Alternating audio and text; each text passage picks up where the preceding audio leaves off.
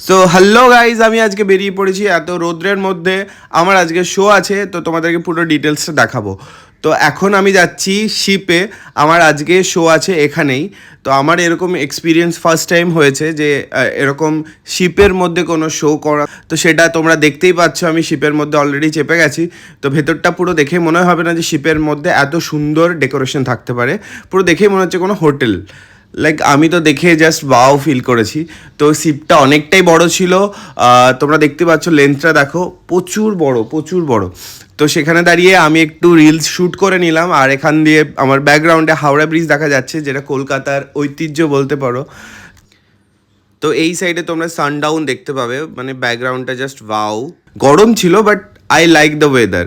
তো এখান থেকে পুরো জুম করে দেখাচ্ছি তোমাদেরকে, হাওড়া ব্রিজটা দেখে নাও।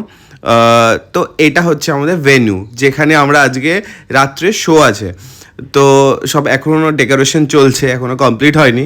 তো ভাবলেই জাস্ট অবাক হয় যে এরকম শিপের মধ্যে এত বড় জায়গা আছে যেখানে এগুলো হচ্ছে। আমরা এগুলো দেখেছি মুভিতে, টাইটানিক মুভিটাই দেখেছি, বাট আমার লাইফে দেখা ফার্স্ট টাইম। তো I am so excited guys, so much excited.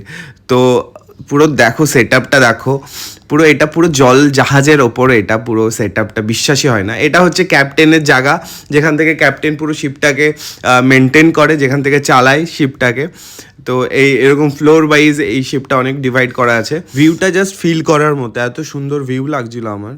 Just রাত্রের ভিউটা দেখো তোমরা, ও পুরো দেখে মনে হচ্ছে না ছোট মিনি টাইটানিক। গঙ্গা কুইনকে পুরো একদম টাইটানিকের মতো করে সাজিয়েছে।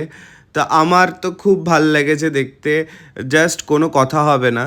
তো আর তুমি ভাবো ওয়েদারটাকে ফিল করছি কীভাবে, বাইরে ঠান্ডা হাওয়া দিচ্ছে, আর এরকম ব্যাকগ্রাউন্ড, এরকম ভিউ, ভেতরে খাওয়া দাওয়া হচ্ছে, পুরো পুরো টাইটানিক মুভিটার মতো ফিল আসছিল। আমি জানি না কেন আমার বারবার ওই টাইটানিক মুভিটার কথাই মনে পড়ছিল।